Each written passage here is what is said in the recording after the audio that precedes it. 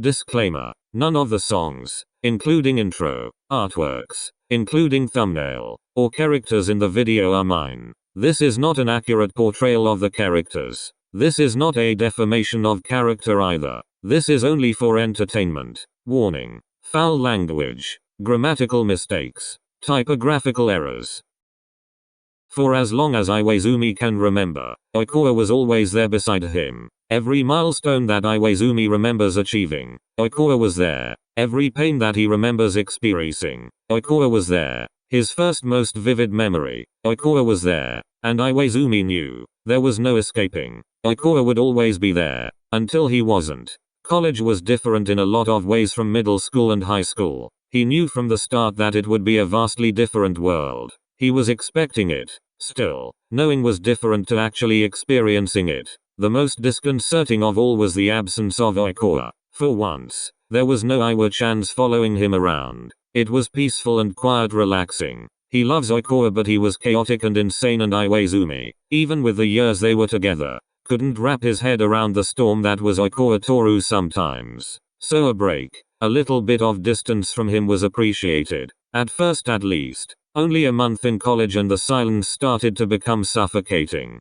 The peace was less peace and more calm before the storm. He was still talking to Oikawa, of course. They talk on the phone almost every day, and Oikawa tries to visit at least once a month, but it wasn't enough. But Iwaizumi can't just ask Oikawa to come over to visit him, and he can't just go visit him himself. 1. They are both incredibly busy and the travel time is too long for them to go visit each other in a heartbeat. 2. Iwaizumi has a reputation he has to uphold. He can't go soft. So Iwaizumi endured. It was just a case of homesickness. He'll get over it eventually. But he didn't. He tried everything. Played music so loud he could feel the vibrations, but somehow didn't cancel out the silence. He even tried studying in public to not feel so alone, but that just made him feel even more so. The only reprieve he could get was when Oikawa visits. But Oikawa's energy drains him sometimes, and when he leaves, the silence becomes even more glaringly obvious.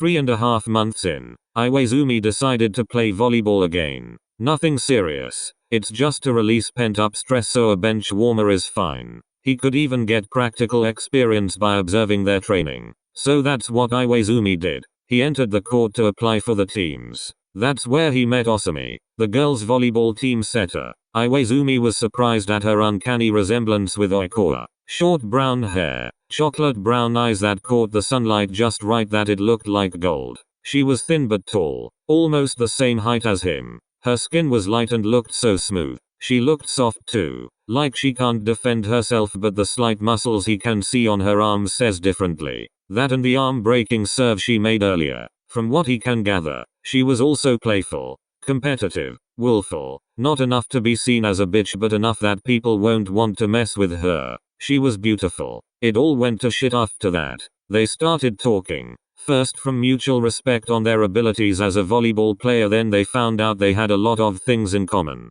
For once in a long time, Iwaizumi started to breathe easier. He didn't feel so alone anymore, and the silence was always occupied by Osumi before it starts to suffocate him. She was fun and energetic but not exhausting. Talkative and active but not too loud. She was confident in her abilities but was never arrogant. They got along pretty well. With that came the realization why. It wasn't just her physical features that made him remember Oikawa. They were similar in a lot of ways. Scarily so. She was basically a female version of Oikawa. That should have been the first sign that something was wrong. Hanging out with a girl that's basically a carbon copy of your boyfriend? A huge red flag. Not to mention the fact that Iwaizumi never told Oikawa about her, which is weird. He tells Oikawa almost everything. Even about that one talkative kid in one class that he never spoke to. But somehow, Iwaizumi can't make himself tell Oikawa about Osumi. Every time he tries, he breaks out in sweat. A lump forms in his throat, and a pit opens in his stomach.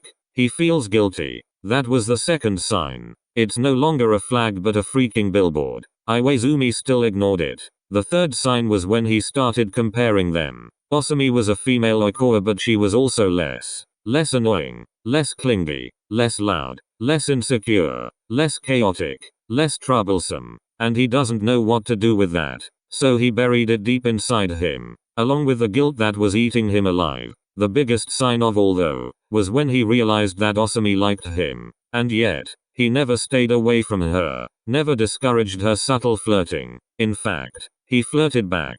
And last but not the least, he never told her about Oikawa, about his best friend, his boyfriend, the love of his life. It was 5 months in college when the silence came back. He doesn't remember what made him so down that day. All he knew was that he wanted Oikawa there with him. Except that was also the month that Oikawa couldn't visit. He had surgery that month that they needed to observe closely, so he couldn't go. Osumi was there though. They spent the day binge watching the MCU, eating junk food and drinking cheap beer when it happened. He didn't know who kissed who first. Just that one moment they were laughing with each other, then the next, she was straddling him as he tried to take off her clothes without breaking the kiss. He knew he should have stopped. He was in a relationship with his best friend that was with him his entire life, and he's throwing it away to wet his dick. But he couldn't. And he can't even claim to be intoxicated since they only had 3 drinks each of cheap watered down beer. The worst thing is, that wasn't the last and only time. Every time he felt bad, he went to her. Every time the silence became suffocating, he went to her. Every time his bed felt too big, he went to her. Every time he felt cold,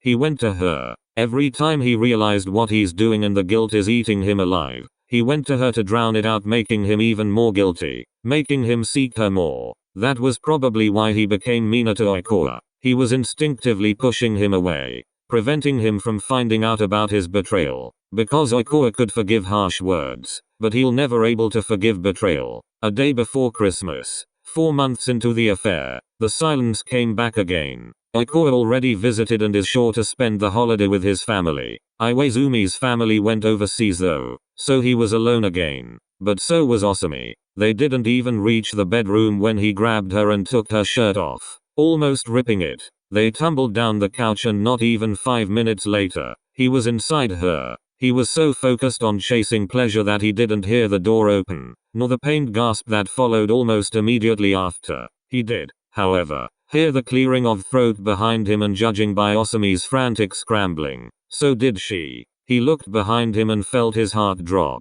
Oikawa was standing there, looking as handsome as always, bags of gift in his hands. But that's not what grabbed Iwaizumi's attention. It was Oikawa's eyes. They were empty, void of any emotion. He had a small smile on, but it too felt empty, cold, and Iwaizumi couldn't breathe. No. Oh my god, no. Please. I'm sorry. He wanted to beg for forgiveness, to explain, to make excuses, to cry, to vomit, to scream, to do anything besides sit there and watch the love of his life slip away from him. Oikawa, still with that smile, fake, empty, lifeless, spoke. Hi. This is kind of awkward. And Iwaizumi felt dread like never before. Oikawa doesn't sound like that. He should never sound like that. He's the most emotional person he knows. His eyes should always be glowing with whatever emotion he was feeling, whether it was from joy or sadness. His smile should never look so blank. His lips should only form a smile of happiness or a smirk, not this fake he's seeing. His voice should always ring clearly with whatever he's feeling, not this empty, almost robotic voice that freezes his blood. This is so wrong. Oikawa should always be full of life and passion in whatever he does, and this person in front of him is anything but.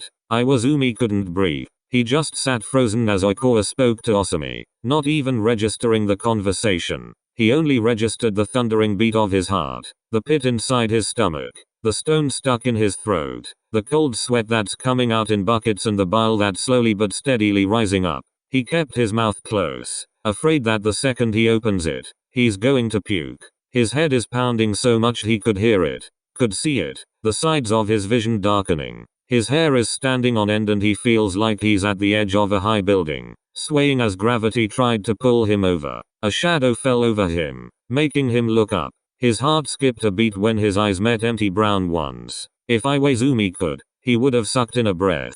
Say something. Speak, damn it. Beg for forgiveness. Tell him you're sorry. Don't let him leave. Don't let him go. Don't leave. Koa, please. Don't leave me. I'm sorry. I'm sorry. I'm sorry. But Iwaizumi knew. There was no getting out of this one. The proof is right here, in front of him, in the form of his boyfriend. A distorted image of him. A shattered heart hidden in ice. He would lose Oikoa, lose the love of his life for some mindless, meaningless pleasure, lose his best friend, his boyfriend, his everything, and it's his fault. Oikoa smiled a smile so full of agony and Iwaizumi wanted to sob. I did this. Oh god Toru. I'm so sorry. I'm so fucking sorry. He hurt him and he can't even move to beg for forgiveness. Oikoa stood up and cleared his throat once more. Merry Christmas. Iwaizumi looked at the key that Oikoa dropped on his table, the key to his apartment, and he is drowning again, in guilt, pain, despair, shame, anger. That was a goodbye, and I'm not coming back here and I never want to see you again. Oikoa turned around and left without another word. Iwaizumi still frozen where he was standing. The silence left was suffocating in a way it never was before. This was pain. This was agony. This was despair. This is the end. Iwaizumi, in the company of the girl who's been warming up his bed for months, has never felt so alone. After a few minutes of silence passed, Iwaizumi immediately got dressed, kicked a confused Osumi out of his apartment and left to find Oikoa. He frantically ran around, searching for him, asking people if they saw him. He explored his entire neighborhood, every nook and cranny, every empty alley, until the sun set. He even went to the train station, and searched for him there, but he never found him. He tugged at his hair as tears run down his face, his breathing heavy from running around. Oh god. Please please please. Iwaizumi didn't know what he was wishing for. A second chance maybe? A way to turn back time? He doesn't know. In the end, he didn't have a choice but to go back to his apartment, knowing he won't find Oikoa. He arrived at his apartment, Matsuko and Hanamaki waiting for him. Apparently, Osumi called them, confused and crying as she explained what happened. You didn't stop, did you? Iwaizumi sobbed as he shook his head. Matsuhana found out about Iwaizumi and Osumi's relationship about 3 months into the affair. They didn't tell anyone, just told him not to repeat it again because not even Oikoa deserved that. They also made a few comments about how much Osumi and Oikoa looked alike. After that, the three became somewhat acquainted. They both knew deep inside that the affair never stopped, but they didn't say anything, too scared to do so. They both know that if Oikoa finds out, he will leave Iwaizumi, and that will extend to them. Despite how they treat Oikoa, they do love him. He's just a little bit misguided, so they have to educate him sometimes, and they come out harsh. Oh Iwa. Iwaizumi curled on the floor, sobbing hysterically. He's gone. He's gone. I lost him. I can't lose him. I can't lose him. Please. Please. I'm sorry. I'm so sorry. Matsuko wiped a few tears as he kneeled down beside Iwaizumi. You haven't lost him yet, Iwa. And you never will. Come on. This is Oikoa we're talking about. He loves you. Practically obsessed with you. He won't let go so easily. He rubbed Iwaizumi's back, trying to calm him down. Trying to calm himself down as well. Yeah. Hanamaki piped in easily. Come on Iwa. You just need to talk to him. And maybe give him a few gifts. Pamper him. Be the sweet and loving boyfriend that you are, and Oikoa will forgive you. Sure, it might take quite a long time, but he will still forgive you in the end. He will. Trust us. He loves you still. You just need to use that to your advantage. You've been together since forever. That won't be easy to erase. Both just kept on piping up suggestions and advice, trying to convince Iwaizumi and themselves. Iwaizumi swallowed his incoming panic and latched onto Matsuhana's words. Yes. Toru still loves me. He loves me. He loves me. I just need him to forgive me. And he will. Because he loves me. I've taken care of him our entire life. He won't be able to adjust with my absence so quickly, if not ever. He's strong, but not that strong. When Iwaizumi calmed down, they sat there, discussing strategies, grand gestures to give to Oikoa. Deep inside, they know that Oikoa won't forgive them. Trust is the thing that Oikoa treasures the most, more so than love even. But they ignored it, still trying to convince themselves to appeal to Oikoa's feeling for them. Otherwise, they'd have to accept the truth. And they can't do that. They have to succeed, have to gain forgiveness. So they deluded themselves, kept coming up with reasons why Oikoa wouldn't give up so easily, because accepting the truth is something they can't handle. The first thing they did is go back home, hoping Oikoa is there. It's good timing too, since both the Iwazumis and the Oikoas aren't home. They'll be able to talk it out before their families arrive, so they won't find out. Except he wasn't there. They waited for days and he didn't come home. They sent him messages in all of his social media accounts, called him at least 30 times a day, but none of them connected. None of them received a reply. They almost sent out a searching party for him but decided not to in the end. There's no way something bad happened to him, right? That's when they remembered Atsumu. They also tried calling him and messaging him, but like Oikoa, none of them got noticed. So they called Osamu, who said that Atsumu is with Sakusa. Then they called Sakusa, who said that Atsumu wasn't with him, which is weird because he's his boyfriend. Maybe he's staying with his babes. Hanamaki rolled his eyes as he made air quotes. Yeah, definitely. None of them contacted them though. Iwaizumi kept convincing himself that he's not asking for help from others because he doesn't want them meddling with his relationship, knowing they'll back Oikoa up without even knowing the story behind. But the thing is, he just doesn't want to be judged. When people look at him and Oikoa, they see him as the responsible one, the smart one, the righteous one. He's the good person in their relationship basically. Oikoa is the rowdy one, the jerk that he has to keep in check. Deep inside, he doesn't want that to change. If people found out that he cheated, his and Oikoa's dynamic would shift.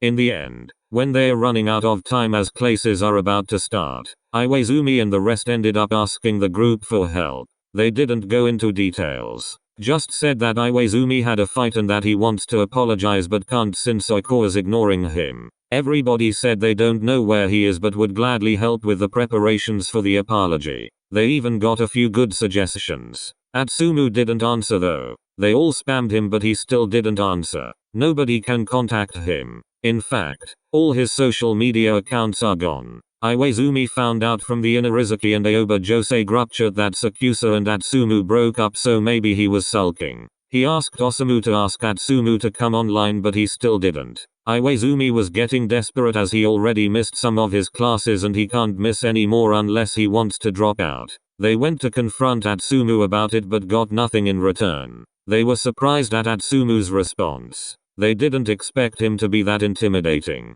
Iwaizumi know Atsumu as a volleyball-brained idiot who has nothing else to offer. But when they confronted him, they couldn't speak properly. Every word that came out of Atsumu's mouth was a stab to his heart. And they can't help but just take them. What do you know? You're not the one who has a loving boyfriend that loved you their entire lives. He wanted to say those words, maybe hurt Atsumu in return. But he figured that antagonizing the only person who can help them is a bad idea. Instead, he focused on the knowledge that Oikoa told Atsumu about what happened. That means Atsumu knows where Oikoa is. They had nothing in the end. That bitch. Hanamaki growled, stuck between pacing back and forth, and fussing over both of them. Iwaizumi lost a tooth and had a broken nose as well as a black eye from falling on the ground. Matsukoa has a slight worse injury than his. Only slightly because Atsumu used all his strength on Iwaizumi but didn't with Matsukoa. Also, Atsumu broke some of his bones during his first punches, so the latter ones didn't have much strength in them. How dare he? Hanamaki grabbed his phone and began typing very fast. What are you doing? Poisoning the well. What? I'm telling the GC what Atsumu did. Maybe they can pressure him into revealing where the fuck Oikoa is. Great idea. Let me help. Let me help too. I'll ask them for help. No. Why not? Because you're broken-hearted. It's hard for you to talk about the person keeping your boyfriend away from you. Yeah. Just cry, Iwa. It'll be better if you release some pent-up stress. It's not healthy keeping all of it inside of you. Iwaizumi sighed but agreed. He didn't cry because he didn't want to. Crying would mean accepting that Oikoa's gone. He's not going to waste his tears because Oikoa isn't gone. They're just having a bump in their relationship. It's not over yet. Matsuhana kept on typing on their phones as they cursed Atsumu's name. Then they would sometimes smile when the others agreed to convince him. Minutes later, Hanamaki exclaimed. And that's one more thing. Oikoa really told Atsumu what happened? He's blowing things out of proportion. If he would just talk to you. Right. Who does Atsumu even think he is? Oikoa's best friend. Oh please. We're his best friends. Atsumu is just someone he met recently that wormed his way into Oikawa's group and declared them best friends. And Oikawa's too dumb to realize he's being used. Exactly. This is why we're here. His real friends. To keep an eye on him, because if we don't, he goes on befriending questionable people like fucking Sangwoo. Iwaizumi didn't speak, but he did nod at what the two were saying. Atsumu is just someone who Oikawa met in high school and suddenly they're best friends. Hanamaki suddenly gasped, like he had just a revelation. Iwa, what? What if? Hear me out. What if Atsumu has feelings for Oikawa? What? No. That's not possible. He's obsessed with Sakusa. No, I think Maki is right. Atsumu could just be a great actor. That would explain why he's keeping Oikawa hidden. Maybe he wants you both to not get back together so he could make a move. I mean, is it really a coincidence that the day Koa left, Atsumu and Sakusa also broke up? The three had a moment of silence as their realizations sank in. Holy shit. Maybe they also did something behind your back. I mean, they were both together for 10 days after all. What if he was also cheating on you with Atsumu? That would also explain the babe thing. That's their call sign. They just expanded it to others so they won't get caught. Iwaizumi's heart twisted at the thought of Oikawa cheating on him. No. That can't be. Oikawa wouldn't have reacted so badly. Hanamaki and Matsukawa paused at that. They both know how obsessed Oikawa is with Iwaizumi. You're right. But I still think Atsumu likes Oikawa. Yeah. Maybe he's feeding Oikawa with lies. I mean, sure. Oikawa caught you cheating, but he knows you. Trusts you. He should have understood that it was an accident. But he reacted so badly. Fuck, that makes so much sense. You should convince Oikawa to stay away from him when you get back together. Iwaizumi nodded his head. Yeah, I'll make sure he won't ever get close to Toru. But Iwaizumi couldn't erase the thought in his mind that Oikawa cheated on him. He remembers the cold Oikawa who left the apartment. Maybe he did cheat on me. Why else wouldn't he act so violently? He normally would have been screaming in hysterics with things flying, but he didn't. He acted normally. Iwaizumi hid the memory of Oikawa's cold and empty eyes, replacing it with images of Atsumu and Oikawa so close together. He ignored the fact that Oikawa acted anything but normal, trying everything to convince his brain that Oikawa cheated on him. It hurt. But at the same time, that means they're even. That means that Iwaizumi is no longer the only one who messed up. That means they could just start anew.